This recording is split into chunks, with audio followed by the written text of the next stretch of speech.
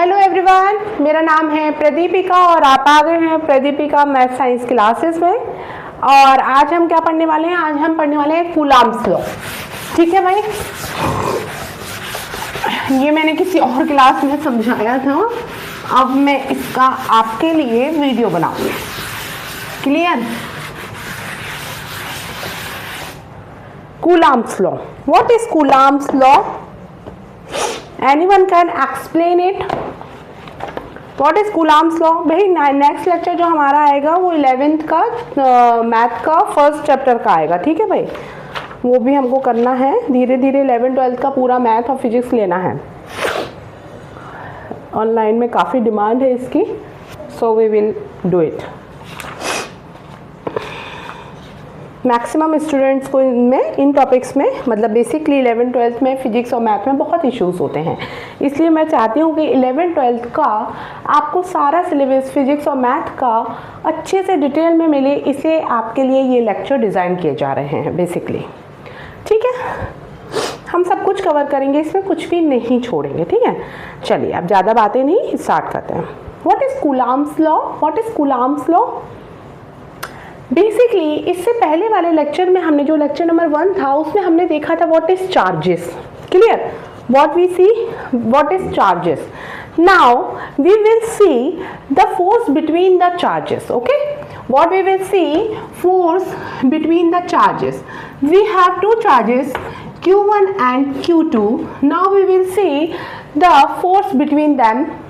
ठीक है, but condition is what? These charges are steady.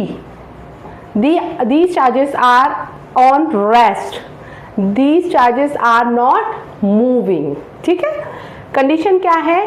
हम जो कूलम्ब्स लॉ है, व्हाट कूलम्ब्स लॉ हमें क्या देता है? Coulomb's law gives us force between the two static charges. Okay, उसकी क्वांटिटी देता है। बेसिकली फोर्स कितना लग रहा है वो हमें बताता है। कौन बताता है भाई? Coulomb's law. किस पर? 2 पॉइंट चार्जेस पर कितना फोर्स लगेगा वो हमें कूलम्ब्स लॉ बताता है। होता क्या है Coulomb's law? Force is directly proportional to the multiplication of charges. जिन चार्जेस के बीच में हम फोर्स क्या कर रहे हैं? फाइंड आउट कर रहे हैं। And inversely proportional to the distance between the charges, square of the distance between the charges. ठीक है भाई, ये है अपना Coulomb's law. What is that? Force is directly proportional to the multiplication of the charges and inversely proportional to the square of the distance between the charges. Clear? अच्छा, जब भी हम प्रोपोर्शनलिटी का हम साइन अगर अलग करते हैं तो always we use one constant. Clear? That is Coulomb's law, nothing else but Coulomb's law. Now what is k? K is a proportionality constant. What is k? K is a proportionality constant. Okay, k is a proportionality constant and what is the value of this constant? सबसे पहले तो हम क्या करेंगे, यहाँ पे आपको मैंने पिछले लेक्चर में बताया था Q की, Q मतलब चार्ज की, चार्ज की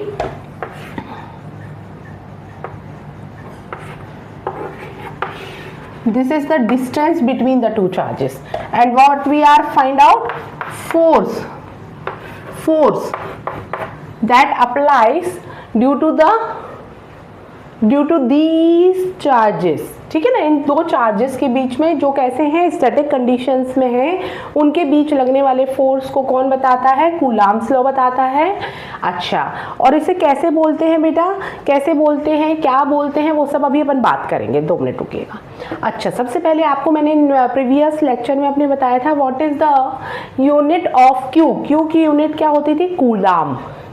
क्लियर? क्यू मतलब चार्ज, चार्ज की यूनिट क्या होती थी? कूलम्ब्स। ठीक है, so from this equation if we find out the unit of k, what we will get, what we will do, what is an idea is that we will transpose all the quantities towards the force. So we will get the unit of the K. How? See, F R square divided by Q1 Q2. Fine. Have you any issues? Why we are doing this? Because we want to find out the unit of the K. Clear? Okay. Force की unit क्या है?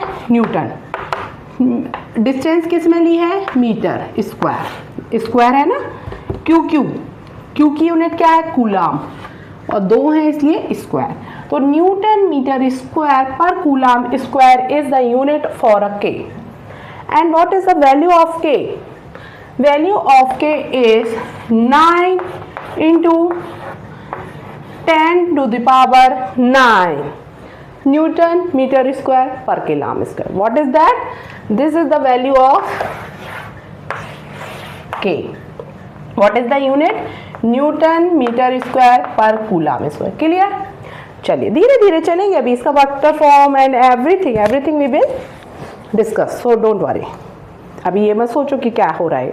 अच्छा, अब देखो बेटा, Coulomb's law में आगे बढ़ने के पहले आपको ये बात पता होनी चाहिए कि कूलॉम्स ने ये फाइंड आउट कैसे किया, कैसे एक्सपेरिमेंट किया. ये आपकी बुक में बताया गया है. How he did. Actually what he did, उन्होंने क्या किया, एक मेटल बॉल लिया. What he takes a metal ball, कोई भी मेटल का स्फीयर लिया, उस पर कोई भी चार्जेस है क्यू. ठीक है, सेम साइज का, सेम मटेरियल का दूसरा बॉल उसके पास जब लेके आए, या स्फीयर, मेटल स्फीयर उसके पास लेके आए, तो क्या हुआ, ये न्यूट्रल था और इस पर क्यू चार्ज था, तो charge will be divided equally. Clear? ठीक है. अब अपने पास एक मेटल का स्फीयर है जिस पर Q/2 चार्ज है. इसके पास में सेम साइज का, सेम मटेरियल का एक और स्फीयर लेके आऊं, तो चार्ज अगेन, और ये क्या है, न्यूट्रल है, तो again divides in two parts. So what we get two balls of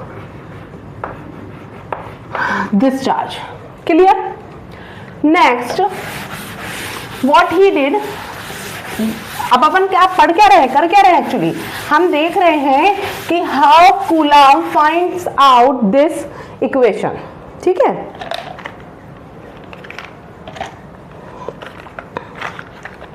what we are trying to do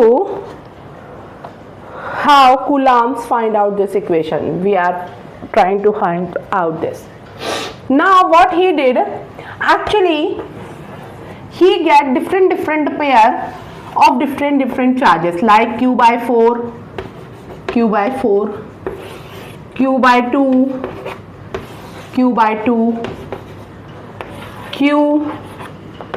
Q, and he placed them at a same distance. Clear?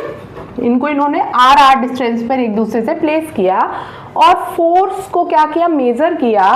Then force को major करने के बाद ही get that equation that we are learn today. What is that? Clear? This equation he get. Understand how he did get like this. Understand? आगे बढ़ा जाए, आगे बढ़ें. कौन सी प्रॉपर्टी थी ये चार्जेस की कौन सी प्रॉपर्टी थी कि अगर हमारे पास कोई मेटल स्फीयर है क्यू चार्ज का और उसके पास कोई हम न्यूट्रल लेके आए सेम साइज, सेम मटेरियल का, तो charge will be divided into part equally. ये कौन सी प्रॉपर्टीज होती है चार्जेस की? Basically this is the additivity of the charges and conservation of two charges. है ना? क्या था, दो अपन ने पढ़ा था ना अभी पिछले लेक्चर में, हमने प्रॉपर्टीज ऑफ चार्जेस पढ़ी थी, जिसमें हमने पढ़ा था एडिटिविटी मतलब जितना भी होगा टोटल चार्जेस वो क्या होगा, सेम होगा किसी सिस्टम का. ठीक है भाई. और कंजर्वेशन क्या होता है? कंजर्वेशन मतलब दोनों पर चार्ज आया, कहीं बाहर से नहीं आया, वही चार्ज क्या हो गया, डिवाइड हो गया. जैसे कि एनर्जी के बारे में आप पढ़ते थे ना, energy can't be create nor be destroyed. है ना? सेम तरीके से charges can't be create nor be destroyed. We can transfer charges from one body to another, just one. Okay. That's it. ठीक है, नेक्स्ट, ये आपको समझ में, अभी तक अपन ने क्या पढ़ लिया भाई? अपन ने पढ़ लिया what is Coulomb's law, what does it means, how he did experiment, all these things we have covered it now what we will do next what we will do, हम क्या करने वाले हैं अब इसका, अभी तो आपने ये क्या पढ़ा था भाई? नॉर्मल आपने लॉ पढ़ लिया था, अब हम इसका वेक्टर फॉर्म देखेंगे। what we will do, we will see the vector form of this Coulomb's law equation, Coulomb's equation। देखिए भाई, क्या था हमारे पास इक्वेशन? F बराबर में K था, Q1 था, Q2 था, डिवाइडेड बाय R स्क्वायर था। क्लियर? K की जगह हम क्या पुट कर सकते हैं? What is the value of K? 4 pi epsilon 0। What is that? Epsilon is the permeability of the space, permeability of the free space और मीडियम। बेसिकली हम जिस मीडियम में वर्क कर रहे हैं उस मीडियम की परमिएबिलिटी है epsilon. And what's the value of epsilon for the free space vacuum, understand? और in the case of air also we take the same. क्यों भैया? क्योंकि एयर में आप देखेंगे नॉर्मली हम जो वैक्यूम में लाइट की क्या लेते हैं, लाइट की वेलोसिटी लेते हैं, वही हम एयर में ले लेते हैं, है ना? क्योंकि डिफरेंस बहुत कम होता है। समझ में, परमिएबिलिटी समझ में आया क्या होता है? कि उस मीडियम में कैसे के की value medium to medium change होती है। परमिएबिलिटी क्या होगी? मीडियम टू मीडियम चेंज होगी, स्पेस में अलग होगी, आपके अलग मीडियम हो गया, लिक्विड हो गया, सॉलिड हो गया, उसमें अलग होगी। क्लियर? तो इसकी वैल्यू स्पेस के लिए कितनी है भाई, बताएंगे? 8.854 इंटू 10⁻⁻12। ठीक है? What will be the unit of this? How we will find out the unit of this permeability? कैसे पता चलेगी यूनिट, बताइए फटाफट। How we will find out? वैसे ही जैसे मैंने आपकी K की यूनिट फाइंड आउट आपको करना बताई थी। क्या थी K की यूनिट? K की यूनिट होती थी, देखिए अभी हम क्या करेंगे, हमें परमिएबिलिटी की यूनिट चाहिए, तो परमिएबिलिटी को हम यहाँ पे ले आएंगे और K को उधर ले जाएंगे।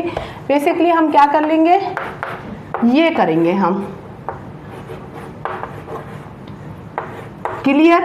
कोई कंफ्यूजन इसमें? And we will put here the unit of K। What was that? क्या थी यूनिट? K की यूनिट क्या थी? Newton metre square per coulomb square थी, newton metre square per coulomb square थे। तो यही यूनिट, अब ये यूनिट हो गई एप्सिलॉन की, क्या हो गई? Coulomb square per newton metre square, क्योंकि ये तो कांस्टेंट है और we are talking about the unit, तो कांस्टेंट की तो कोई यूनिट होती नहीं, तो उसको हम इग्नोर कर देते हैं। तो एप्सिलॉन की यूनिट क्या आ गई? Basically coulomb square per newton metre square. उसको और कैसे लिख सकते हैं? C square n-1 m-2। Clear? Have you any confusion? आगे बढ़ा जाए। अब इसका मेन चीज अब स्टार्ट हो रही है। अब हम क्या पढ़ने वाले हैं? अब इसका what we will study about the vector calculation. ठीक है भाई? बाय वी विल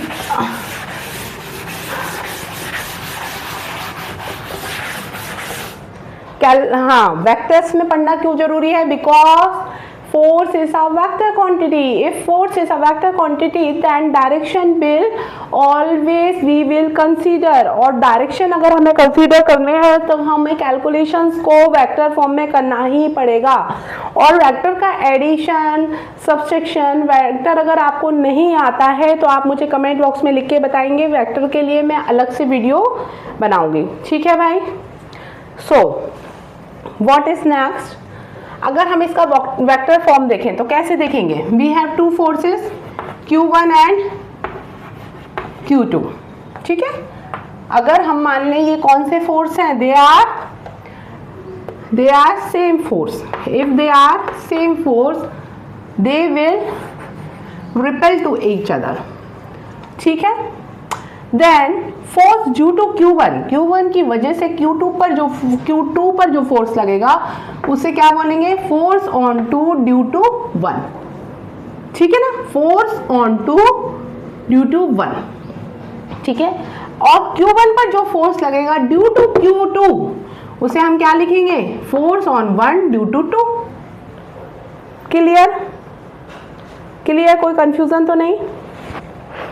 अच्छा, बेसिकली इनके बीच का डिस्टेंस जो r है वो हम कैसे फाइंड आउट करेंगे, how we will find out r if we will talking about the Q1 की वजह से Q2 पे कोई फोर्स लग रहा है, उस केस में जब हम फाइंड आउट करेंगे तो how we will find out, we will क्या निकालेंगे, R21 कैसे निकाल रहे हैं वो अभी मैं समझाऊंगी, उसके लिए 9th में जाना जरूरी है दोबारा।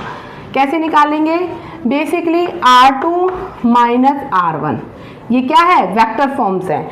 कैसे होते हैं, क्या होते हैं, टेंशन मत लीजिए, नहीं समझ में आए 11th में, वैसे आप समझ के आए होंगे आई होप, क्योंकि 11th तो बिना वेक्टर के नहीं होता, लेकिन फिर भी अगर नहीं समझा, मटर गश्ती में निकल गया 11th तो कोई बात नहीं है, कोई टेंशन की ज़रूरत नहीं है, मैं आपको अलग से वेक्टर समझा दूँगी, ठीक है। वैसे भी मैं इस तरह से लेक्चर बनाती हूँ कि आपका बेस क्लियर है, नहीं है, होता जाएगा साथ के साथ। अच्छा, अब आप पहुँच जाइए 9th में। कैसे, देखिए भैया, आपने पढ़ा था coordinate system in 9th।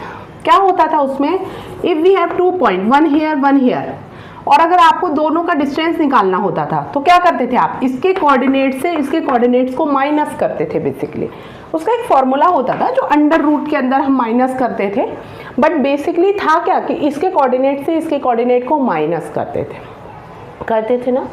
Same vector form से होते हैं वो इसी तरह से होते हैं, जैसे सम वन इज आर, मतलब कोई पॉइंट है वो अपना ओरिजिन है, एक वेक्टर ये है और एक वेक्टर ये है, ये अपनी R2 वेक्टर है, that one is R1 vector, and we want to find R21, क्या डिस्टेंस है R2 से R1 की, अगर डिस्टेंस हम फाइंड आउट करना चाहते हैं सो हम उसे इस तरह से करते हैं। क्लियर, यहाँ पे आपका कोऑर्डिनेट ज्योमेट्री आ गया एक तरीके से। आप लोग बोलते थे ना क्या ज़रूरत है मैम इसकी बहुत ज़रूरत है, ठीक है। चलिए, तो ये क्लियर। अच्छा, अब हम वेक्टर फॉर्म में देख रहे थे, तो अब हम बेसिकली हमारा R अगर हम निकालते हैं, हम क्या निकालते हैं, force due to Q1 on Q2, हम क्या निकाल रहे हैं, Q2 पर लगने वाला फोर्स ड्यू टू Q1, तो हम उसको कैसे लिखेंगे, 2 पर लग रहा है तो F21, why we write this, force on 2 due to 1 due to Q1। Clear, किसी को कोई कंफ्यूजन तो नहीं? मैं ये थोड़ा सा अलग कर दूं, कहीं और इसको डायग्राम को बना दूंगी, वरना यहाँ पे ये राइट कर देते हैं, ठीक है। चलिए, फिर क्या हो जाएगा आगे क्या हो जाएगा, बेसिकली थोड़ा सा नीचे किया जाए, ये बना देते हैं डायग्राम, वरना आप लोग कंफ्यूज हो जाएंगे।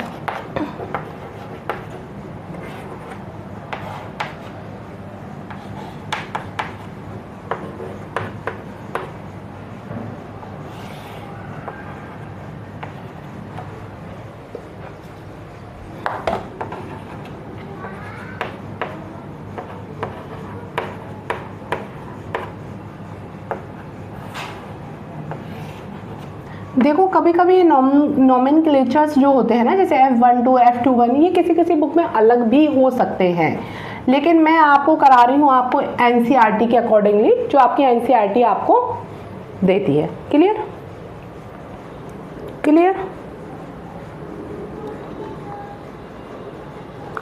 क्लियर है ना भाई?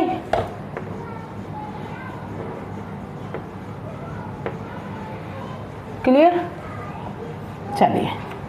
अच्छा, तो F21 की वैल्यू क्या आ जाएगी, 1/4 पाई एप्सिलॉन 0, जिसके बारे में ऑलरेडी हम पढ़ चुके हैं, what is epsilon 0, Q1 Q2 divided by R21, ठीक है। Now what will be the next, 4 pi epsilon 0 Q1 Q2, R21 को हम क्या लिख सकते हैं, R2 माइनस R1। अगर हमने यहाँ मॉड लगा दिया, मॉड का मतलब ये होता है कि सिर्फ हम क्वांटिटी देखेंगे, यहाँ पे जो वैल्यू आएगी वो क्वांटिटी आएगी आपकी without plus minus sign, without direction basically. Clear? अगर अब हमें डायरेक्शन भी चाहिए इसके साथ, तो जब भी हमें डायरेक्शन चाहिए होती है हम क्या मल्टीप्लाई कर देते हैं इसमें, unit vector. What does mean by unit vector, ये होती है यूनिट वेक्टर। कैसे सॉल्व करते हैं यूनिट वेक्टर, हम करेंगे क्या, इसमें मल्टीप्लाई कर देंगे R21 यूनिट वेक्टर का। होती क्या है unit vector, unit vector basically होती है ये आपको किस में सीखेंगे, वेक्टर में आप सीख चुके होंगे, और नहीं सीखे हैं तो सीखना पड़ेगा। यूनिट वेक्टर का मतलब ये होता है बेसिकली, ये यूनिट वेक्टर का हमने मल्टीप्लिकेशन कर दिया तो उससे हमें F21 का डायरेक्शन मिल जाएगा। इट इज़ वेरी इंपॉर्टेंट भाई, ये सब आपको आना चाहिए समझ में। नहीं समझ में आएगा तो न्यूमेरिकल्स नहीं कर पाएंगे, और न्यूमेरिकल्स नहीं कर पाएंगे तो आपका काम बिगड़ जाएगा बोर्ड एग्जाम में भी और आगे के कॉम्पिटिटिव एग्जाम्स में भी। क्लियर? अच्छा, अब R21 की जगह हम क्या रखेंगे, क्या होता है किसी भी यूनिट वेक्टर, अभी हमने यूनिट वेक्टर रखी, यूनिट वेक्टर की वैल्यू क्या होती है, इस तरह से रखते हैं। क्या रखना पड़ेगा,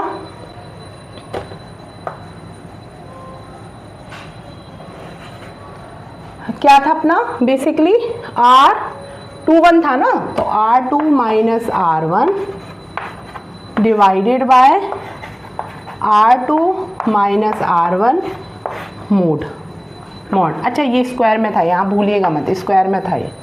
ठीक है, क्लियर? तो बेसिकली क्या हो जाएगा, और ये आगे जाके 4 pi epsilon 0 Q1 Q2 divided by R2 minus R1 cube हो गया। ये दोनों मिलके क्या हो गए, क्यूब हो गए, और ऊपर क्या हो गया R2 माइनस R1 इस तरह से। ठीक है, तो इससे आपको डायरेक्शन मिल जाएगी। क्या है ये, क्यों है ये, कैसे करेंगे मैम, जब क्वेश्चन न्यूमेरिकल हम आगे के लेक्चर में सॉल्व करेंगे आपको क्लियर हो जाएगा। डोंट वरी, अभी आप जितना क्लियर होता चलता है समझते जाइए। क्लियर? बहुत बार 12th के एग्जाम में ये डेरिवेशन इस फॉर्म में सॉल्व करने के लिए आ जाता है, तो you have to prepare for this derivation. ये वाला डेरिवेशन एग्जाम में इसी फॉर्म में डिराइव करने के लिए आ जाता है, so we have to do this, we can't skip this. Okay, अच्छा, what we find out right now, force on Q2 due to Q1। अब अगर मान लीजिए हमें फाइंड आउट करना है force on 1 due to 2, basically F12 अगर हमको फाइंड आउट करना है तो बेसिकली होगा क्या, ये फोर्स इस फोर्स के जस्ट इक्वल होगा but in opposite in direction. तो बेसिकली इसकी वैल्यू क्या होगी, माइनस F21। क्लियर? क्लियर? कोई कंफ्यूजन तो नहीं? क्लियर? यहां से ये फाइंड आउट हो जाएगा। क्लियर? आगे बढ़े। अच्छा देखिए, अब एक बात और आगे इसमें ये आपको नोट करना है तो कर सकते हैं, वैसे आपकी बुक्स में सब कुछ है तो हमें नोट करने की रिक्वायरमेंट नहीं है, हम आगे बढ़ सकते हैं।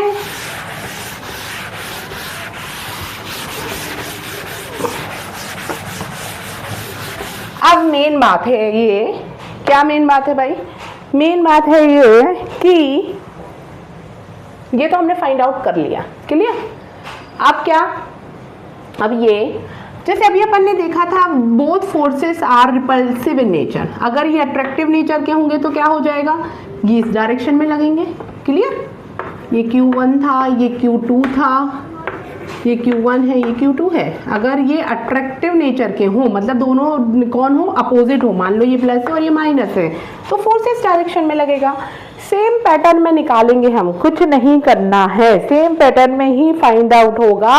बस यहाँ पे हो क्या जाएगा, जैसे जो R21 था आपका, R21 आपने जो निकाला था वो माइनस R21 हो जाएगा। किस केस में? माइनस R21 हो जाएगा। किस केस में?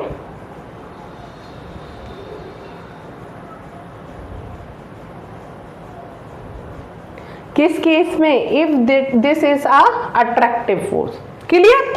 और ज्यादा अंतर नहीं पड़ेगा। जैसे कि अगर आप एग्जाम्पल क्वेश्चन सॉल्व करेंगे तो क्वेश्चन जब हम सॉल्व करते हैं तो अगर फोर्सेस ऐसे होते हैं, सेम फोर्स होते हैं, रिपल्सिव फोर्सेस होते हैं, तो F को हम F ले लेते हैं, लेकिन अगर अट्रैक्टिव फोर्स होते हैं तो F की जगह हम माइनस F ले लेते हैं। अंडरस्टैंड? वो अपन न्यूमेरिकल्स आगे करेंगे तो आगे समझ में आएगा। ठीक है, चलिए अब हम पढ़ेंगे limitations of coulomb law. Coulomb law के कुछ लिमिटेशंस है। What that? पहली बात तो ये चार्जेस कैसे होने चाहिए? Point charges.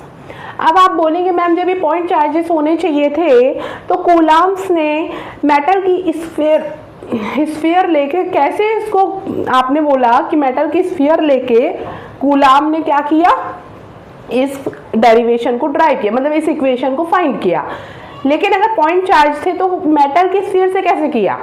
भाई देखो, बेसिक फंडा ये है कि अगर कोई भी मेटल बॉल है या कोई भी हमारी बॉडी है, ऑब्जेक्ट है, if it far away from their size, अगर उनका साइज जो भी है वॉट एवर इट इज, लेकिन उनके बीच का डिस्टेंस बहुत ज़्यादा है उनके साइज के कंपैरेटिवली, तो हम क्या करते हैं, इन मेटल्स को हम पॉइंट चार्ज मान लेते हैं। मतलब मेटल्स नहीं, इन जो भी हमारी ये सब्जेक्ट है, हमारे जो भी ऑब्जेक्ट्स हैं हमारे, बेसिकली उनको हम क्या मान लेते हैं? पॉइंट साइज मान लेते हैं। क्लियर? तो पॉइंट साइज जो हमारे जो भी चार्जेस होंगे यहाँ पे हम पॉइंट साइज तब मानते हैं बेसिकली जब उनके साइज के कंपैरेटिवली उनके बीच का डिस्टेंस काफी ज्यादा होता है। ठीक है, तो वो पॉइंट साइज माने जाते हैं चार्जेस। अंडरस्टैंड? अच्छा, it is failed to measure, this Coulomb's law is failed to measure force between the charges when they are very near। अगर इससे कम डिस्टेंस है या इतनी डिस्टेंस इससे कम डिस्टेंस है तो हमारा कूलम्ब्स लॉ फेल हो जाता है। इसीलिए जैसे कि जो आपका एटम होता है, बेसिकली एटम में होता क्या है, ये आपका एटम है, ये इसका न्यूक्लियस है जिसका साइज बहुत छोटा है, और इसमें क्या होते हैं? प्रोटॉन होते हैं, प्रोटॉन होते हैं। ठीक है भाई, प्रोटॉन्स होते हैं, और प्रोटॉन सारे क्या है? पॉजिटिव चार्ज हैं, तो वो एक दूसरे को रिपेल करना चाहिए थे, लेकिन उस केस में उनके बीच लगने वाले force we can't find out through the Coulomb. So why it is? Because the distance between them, distance between that charges, that protons are very less, so we can't use Coulomb's law over there। Understand? तो ये कुछ limitations हैं इसकी जो हमको अपने mind में रखनी है। अब इससे रिलेटेड कुछ क्वेश्चंस हम करेंगे, जैसे कि आपकी बुक में दिया भी हुआ है एग्जाम्पल नंबर 1.3। आप लोग इसे जरा ट्राई करें सॉल्व करने का। ठीक है भाई, एग्जाम्पल नंबर 1.3 आप इसे ट्राई करें सॉल्व करने का। यहाँ पे बेसिकली क्या किया है, मैं एक रफ आइडिया दे देती हूँ, नेक्स्ट लेक्चर में हम इस पे डिटेल में बात जरूर करेंगे। आज हमारा टाइम खत्म हो रहा है, we have another classes. So what is an idea about this? देखिए भैया, ये जो दिया है 1.3 एग्जाम्पल नंबर जो दिया है, इसमें basically Fg, what is Fg? is a gravitational force and what is Fe? is a electrical force, जिसके बारे में अभी तक अपन बातें कर रहे थे। तो इन दोनों फोर्सेस को कंपेयर करने बोला है। अगर आपको याद हो 9th में आपने ग्रेविटी में पढ़ा था, what is the gravitational force की वैल्यू क्या होती है? G into m1 m2 divided by r square.